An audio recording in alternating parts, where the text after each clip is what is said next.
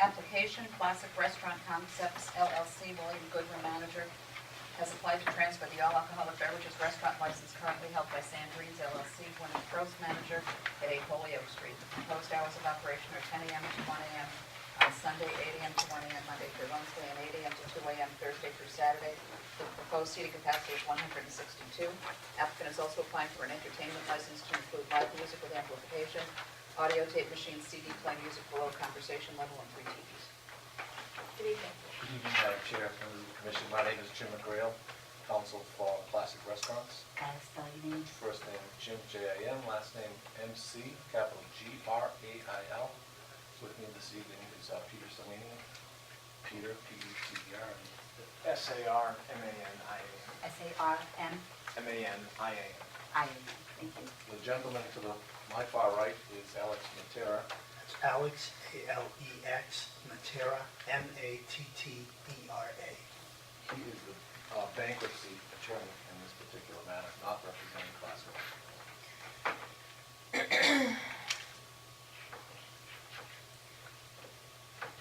This, as you know, Madam Chair, we've been here once before formally, and when we originally applied for the transfer, the understanding that Classic Restaurants had was that this was a full value license, all alcoholic, 7-day value license. As part of the process, when we submitted the application to Ms. Lint, seeking this hearing before this commission, we learned that it was a no value license. Obviously was a surprise to Classic Restaurants. We went before the bankruptcy judge. We explained to him of that dynamic.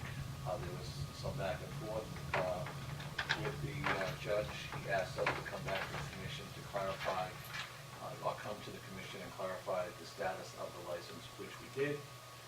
Prior to reporting back to him with the answer, Mr.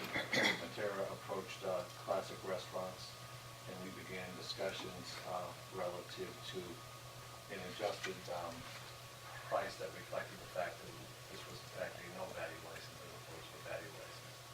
I think it's fair to say at this point in the discussions that we have reached an agreement, financial arrangement reflecting the new status of the license, and as a result, Classic Restaurants would like to proceed with the transfer application for this particular license.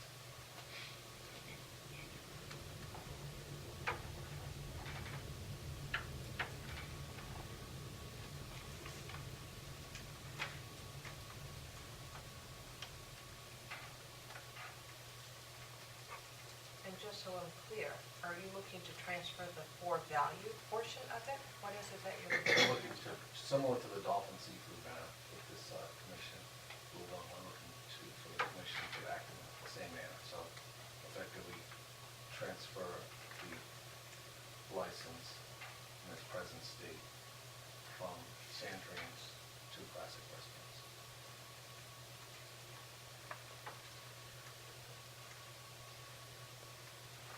Counsel, I want to make sure, so there is a floor value wine and malt, There is. and there's a no value all alcohol. Correct. So you're talking about turning in the floor value wine and malt, and moving to C, and no value all alcohol. That was a discussion point, but then we reviewed the Dolphin Seafood matter, which is almost akin to this particular matter. It's virtually the same. In that particular instance, everything got transferred over. So that's what we would be asking.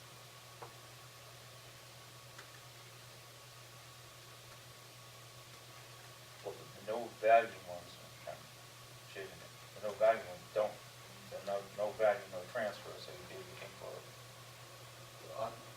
Understood, except in the instance of the Dolphin Seafood, that was a no value, no transfer license. That was in fact the term transfer.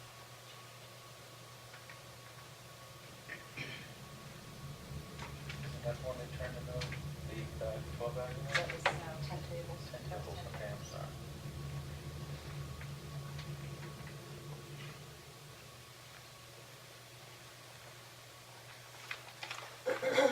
If I remember correctly, with Dolphin, I'd have to go back and look at the minutes, and I know I have the old minutes to pull through. I believe that we had a big discussion in the office, because I don't think the board was aware at the time that we voted on it, that it was a for value wine and malt that had been upgraded to a no value all alcohol.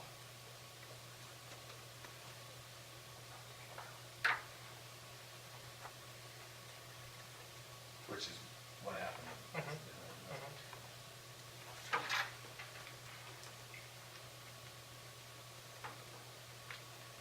So going back, I mean, probably have to go back and just check the minutes, but I believe council is correct, but if, my interpretation of it is, although that sets somewhat of a precedent, I don't know if that was a correct precedent to set. I'd have to go back again and go take a look at the minutes, but I believe that is what happened.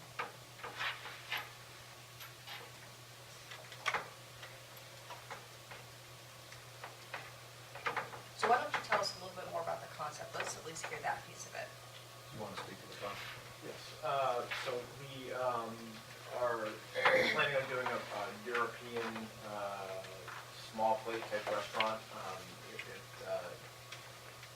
It's not French, what we're currently there, but it's something that is along the same lines of quality and it's higher end dining.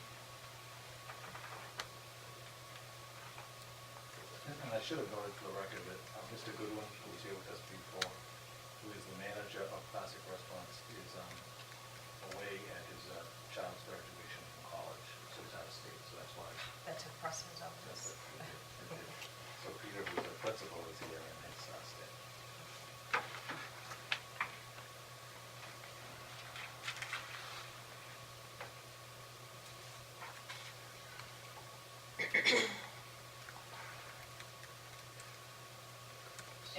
I'm sorry, go ahead.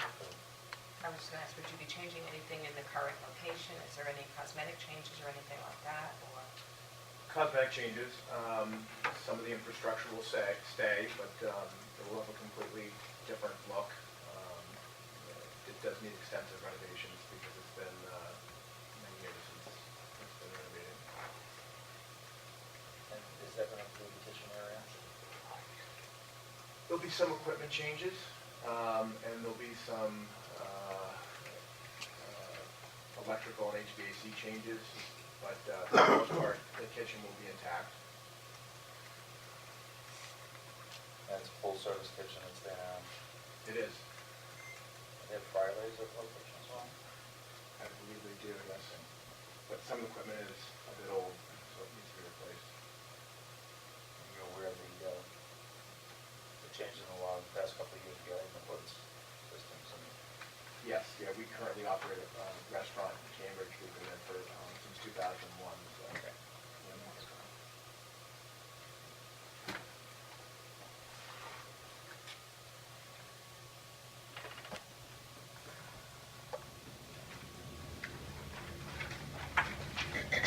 Is the seating capacity the same? Yes.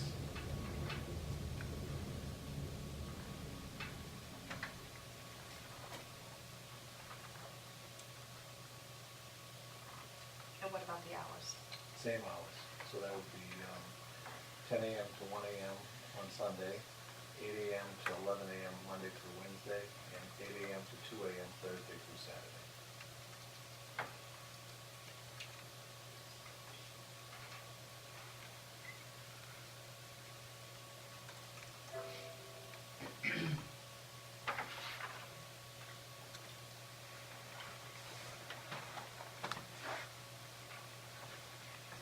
And in terms of the entertainment license piece, that's live music with amplification. Yes. Can you talk to us a little bit more about that? Sure, how often do you? Well, we, at our restaurant in Reardon in Central Square, we do have an entertainment license, and we do have DJs and live bands. As far as this location, we haven't, there isn't quite as much space as our other restaurants, so, you know, we're asking for it to be transferred, but we don't have any immediate plans to actually use the entertainment license because the concept that we're developing isn't, you know, isn't complete yet. So. But I guess they're looking to keep their options open. One, they would need an entertainment license for at least TVs. Correct. And audio tape machine and CD. I guess the question for them right now is whether they will make live music a part of their operation, but everything else would be, Okay. And so you're saying that there's not enough space as of right now to do the live music? Correct.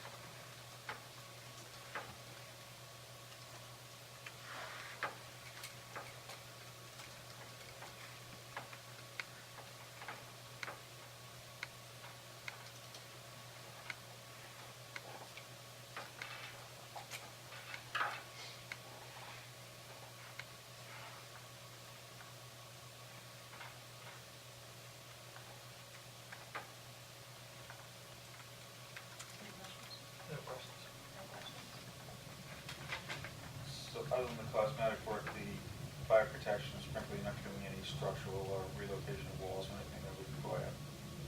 No. Just a renovation.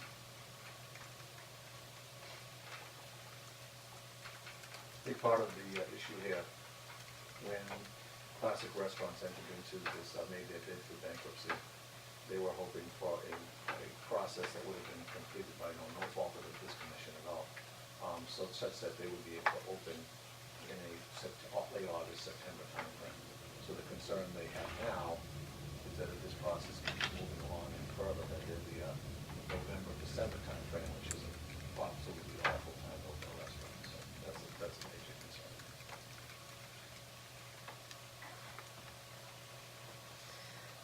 Assuming this was to go forward in a forthright manner, do you have any idea what the anticipation based upon what you've seen there in terms of what the, the construction of the rehab period would be to get it up and open? I think once the plans are complete, it would probably be an 8 or 9 week build-out. And we're going back before the bankruptcy deadline, May 29th, is it? 27th, Wednesday. Wednesday the 20th, yes. Our hope is that It's creating a little pressure on the bankruptcy side. Again, it's Alex Matera on behalf of Sandrine, a prior license holder. The bankruptcy court is eager to see this move along so that the funds will come in and go out to creditors.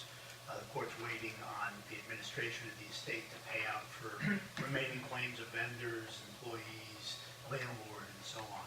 So the sooner that comes in, the court's encouraging us highly to get this done so that that can happen. Now, what's the date of that? The 27th, a week from tomorrow. The court had intimated it was hoping this would be final by then, but obviously that's outside of our control.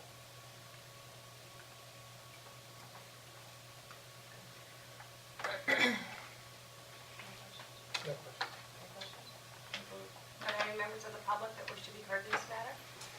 Actually, I'd like to introduce myself. My name is Marie. You can please come forward. Marie. My name is Maria Fedora. If you can spell your first and last name, please. Maria. Fedora, Fredura.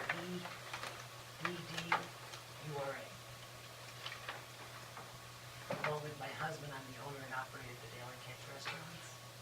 I've expressed an interest in this process of Chapter 11 bankruptcy with Sandrines. I've met Alex Matera, and it's nice to meet you. And we've been seeking a location for the Daily Catch in Cambridge for the last several years. We were formerly here back in the 90s. We're residents of Cambridge. We run a restaurant-style eatery. We're not an entertainment eatery. We're not a beer eatery. We're not a booze eatery. We're a restaurant eatery. And we thought that Sandrines, as it is today, would be a good place for us to go. I don't have an objection to the Asgard going in this direction.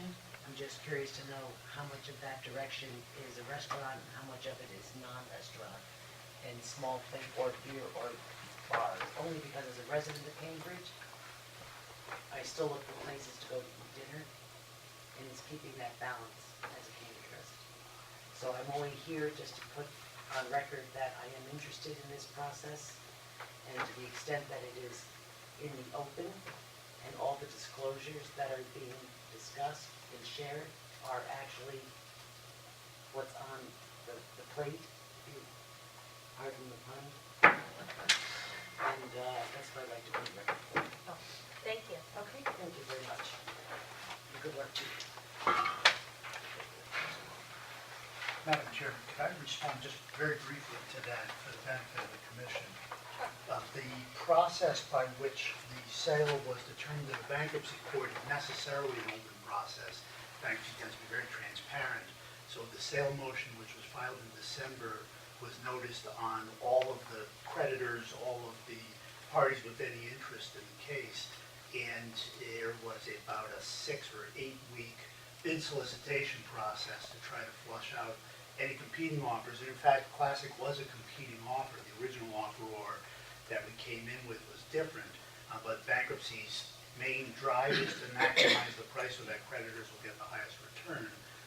None of the money goes out to the debtor, of course, to the ownership of the debtor. That process is long concluded, and we're now working toward a conclusion of this.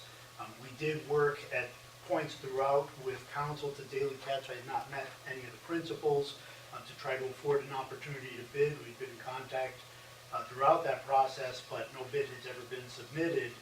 So there has been a fair vetting of this potential asset, and the bankruptcy court would need to hear any solicitation from another party, but that process is, as I say, been closed for some time. Thank you.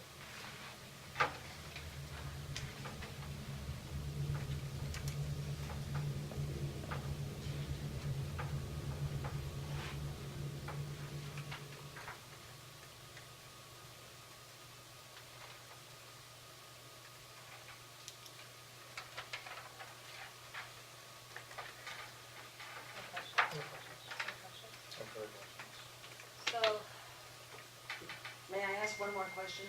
sure.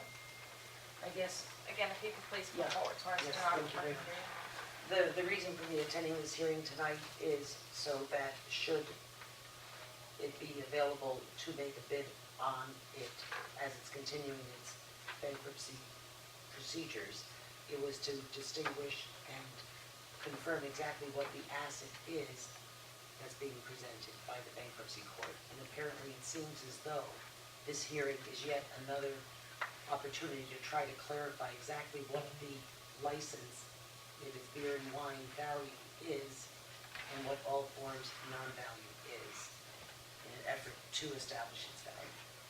So that's why I came here tonight, is to actually hear it from the licensing commission itself, what exactly the license is that's being represented as an asset. So what the license is, and correct me if I'm incorrect, Ms. Lint, was that it was a for-value wine and malt license that had been upgraded to a no-value, non-transferable all alcohol license. Is that correct? Correct, except that the wine and malt retained its value. Correct. So hypothetically, one could, similar to Mr. Holland's situation, purchase that beer and wine license and move it to another address within that area. They can be moved. Beer and wine. The beer and wine Beer and wine portion, portion. the beer and wine Beer and portion wine. only. But I think one of the issues is, and this, I don't know, but this may have been, or came into play in the Dolphin Seafood issue, is you can't have 2 licenses at one location. Correct.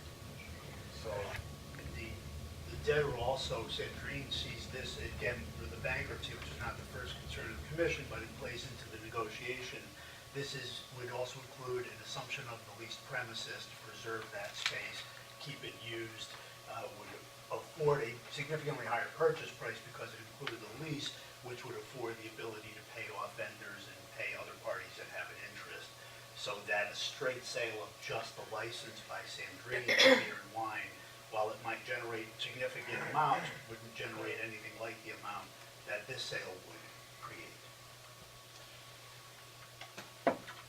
So then the second half of my question would be that one could purchase the asset of the beer and wine value license, and then one would, at a later date, have to go in to request an amendment to that license to add a non-value all forms. Is that correct? Correct. I think you're asking a hypothetical question about it. It's Which already would in- not follow the precedent, that's why Well, I'm it's already in asking. bankruptcy, so that is outside our realm.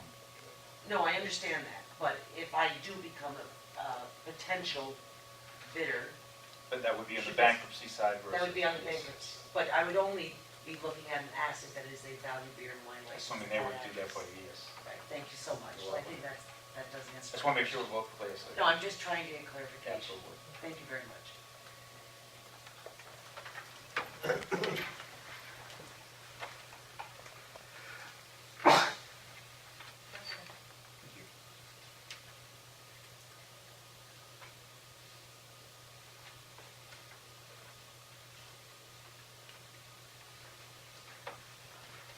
So what I would like to make a motion on does not help this matter.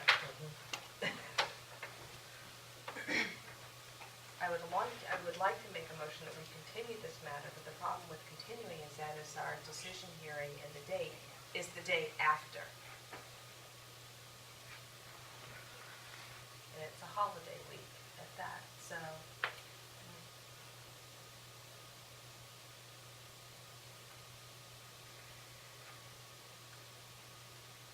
How much of a problem does it present for you if I do make a motion to continue it and it is seconded and approved? A fairly large one, in that if the bankruptcy court decides to go forward on the 27th and says you have not yet consummated this transaction, we're not going to give you any more time to, it could effectively end the opportunity for the estate to consummate the transaction ever, and that would mean lack of any return to creditors in the case, or at least a very significantly diminished return. So we don't know what the bankruptcy court will do on the 27th, but that's certainly a fairly high risk. It seemed to indicate at the last hearing that's where it would head.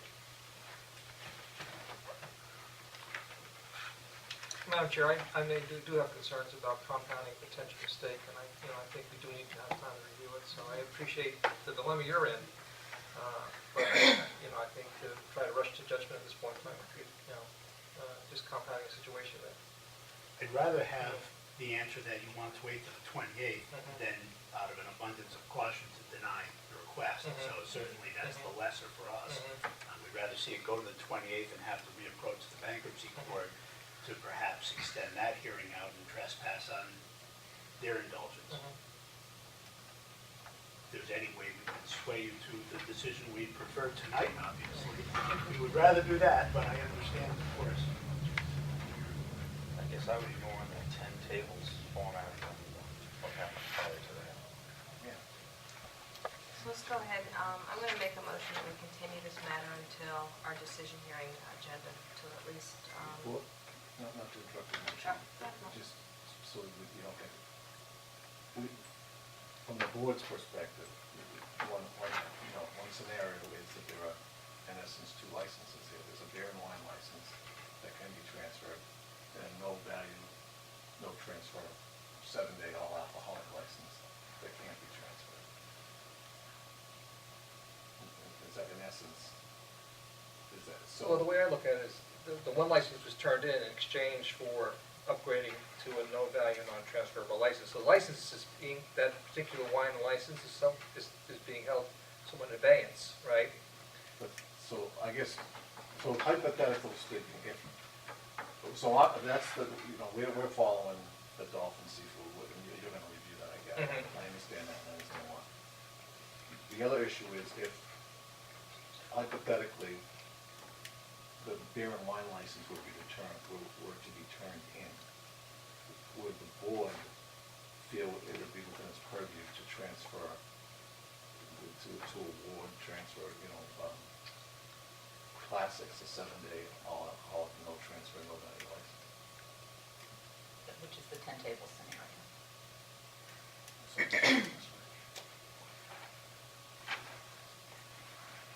So is that what you're proposing this evening? Well, I don't know what there's a quandary here. Right. Because there is a precedent that has been set. And so, in essence, I'm suggesting that my client might be giving up something that they don't necessarily have to or should give up. But at the same time, we have this bankruptcy dilemma. Attorney fees. Well, that's not really a problem. They like to turn them as billable. Yeah. Right. We do, there's a time crunch here, because at some point, this becomes, and we're almost there now, that the time is is of the essence, and if we don't get this soon, they're just not gonna have the proper amount of time to be able to get in there and do what they need to open in the time period they want to open, and that's a big issue. That price that they provided to, through bankruptcy, assumed an opening in, you know, before, certainly before September. So this is, and I know we're all trying to get our hands around this, and I know you're trying to, you know, you wish we said that the bankruptcy hearing was the day after the decision hearing as opposed to before, so I get all that. So I'm trying to get a sense for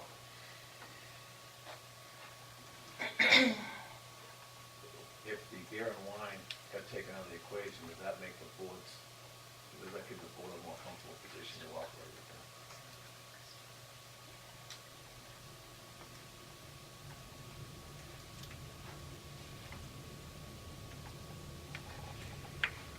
So if I'm understanding your question, you're asking, and correct me if I'm wrong, please. If we looked at it in terms of essentially turning in the 4-value wine and malt Correct. and going with a no-value all alcohol license, 7 days. 7 days, is that something that the board would agree to? Correct. Let's put it all out on the table. Right. And essentially make a decision tonight Right. and not postpone until the decision hearing, which is the day after. Correct. Do you come here? I am, yes. Just the other word in there too, no transfer. No value, no transfer. I could mention something. In 2001, when I purchased my restaurant, which is now the Asgard, I bought it from Austin Grill, and it's a non-value license. And I don't remember if it was, maybe it wasn't transferred, maybe one was, No, it's a transfer. wasn't a transfer? Did you do that one? I did. Yeah, so that was a transfer. That was a non-value license. I didn't know if one was just, you know, ceased to exist and another one was created, but, I can answer that. So there was a class of licenses that had no value but were transferable, and Oh, then it changed. it changed. Okay. I think there is, just representing my client, I think there is precedent for you to act. There's the 10 tables precedent, and there's the Dolphin Seafood precedent, so.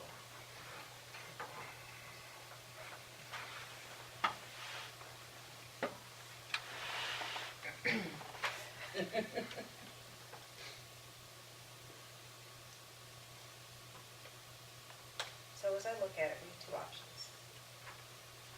We can either continue this until after going to bankruptcy court based on what was presented to us initially.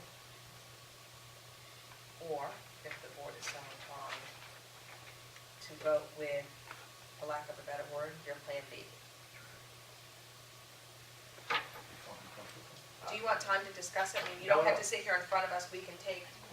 I'm comfortable with it. I mean, I think to clean it up and we could, you know, take the 2 licenses and get away from the same premises, and that's perfectly acceptable to me.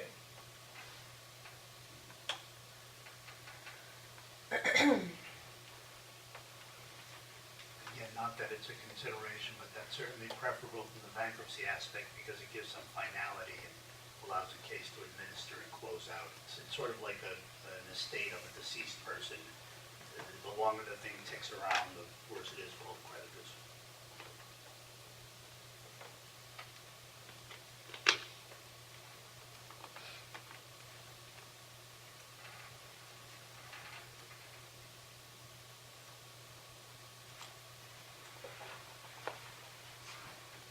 So would this be looked at, it wouldn't be looked at as a transfer, or would it have to be a new application? I think,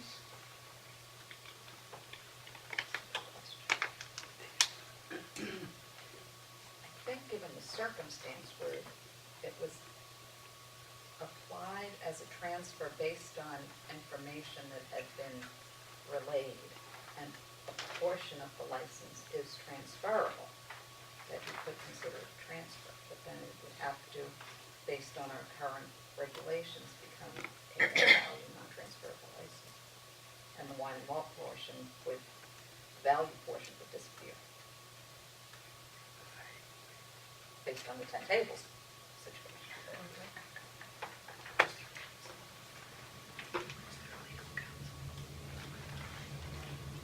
Should I throw in yet another scenario, possible scenario? I'm really trying to think creatively, so I'm not wedded to anything. And We all are, yeah. so what if we look at it in terms of transferring the 4 value wine and malt, and then they subsequently come back and ask for an upgrade to a no value, Could do that. all I think alcohol? that would be the cleaner way to do it And still turning the one and one above value. Correct. at that time. The only problem, if I could speak, is Sure. Closing in bankruptcy, we, need the full liquor license for, in order to close. Condition. The condition of closing.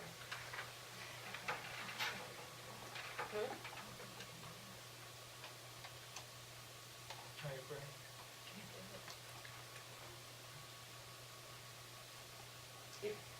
I know I've asked to speak, but may I speak one more time?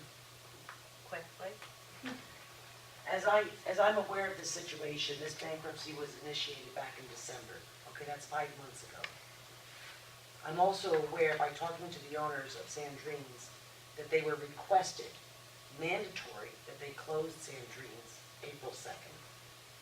That restaurant is now closed a month and a half. But 6 weeks, the restaurant's closed with no income, which could continue to offset their expenses that they're incurring. Respectfully. And all I want to say to this is, as a businesswoman of 42 years, you got to know what you're buying before you put a price tag on it. And that's why I came to this meeting. And that's not. So this seems like a little bit of a zoo. What's being transferred? What is it? What is it being transferred? And just as a resident of Cambridge now, if you might pardon me for a moment. That's great, okay. Is there floor plans to go with this or transfer? You're gonna transfer a license and you didn't, was there floor plans reviewed for any of this or anything else that goes along with it? And I'm gonna beg your pardon and thank you very much. Good evening. Not to make this a circus, because that's not anybody's intent, but to speak to what the relationship is between classic restaurants and Sandrine's, really isn't anybody's purview, what's going on between Sandrine's and classic restaurants. Classic restaurants, from our perspective, have been more than accommodating throughout this process. I'm not gonna go into details, but we've done things outside the scope of bankruptcy that most people wouldn't do in order to keep that restaurant open, because we want it to be kept open, and for the simple fact that if we didn't have this situation, we thought we would have been done with this process some time ago. So this was from our perspective, a misrepresentation relative to what the license existed, and I don't think Sandrine's necessarily understood what they had. So that all being said, whether what people want to believe is we're here in good faith trying to resolve this situation. We've been in front of a bankruptcy judge 3 times now. We could have ended this thing twice with the bankruptcy judge and created a real problem for Sandrine's. And I think Alex would probably attest to that. So I think we've all, there was a call what you want, misrepresentation, misunderstanding of something. It was caught, we realized it. Since that time, we've worked in good faith to resolve the issue. We've been before this commission, and that's what we continue to do. No one is trying to sandbag anybody in this process. Understood.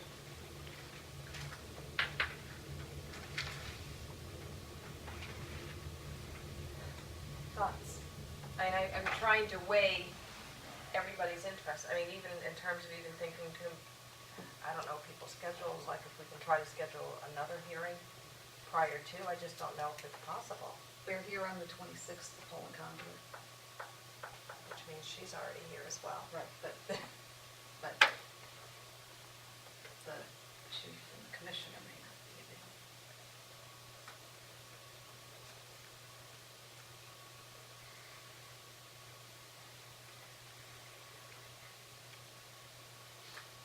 So we can call a hard time. Probably 10 to 12, the way it's been going. Right, 10 to 12 to 11. Oh, I didn't even think before then. No. Does 9 o'clock work for you on the 26th? Wow. You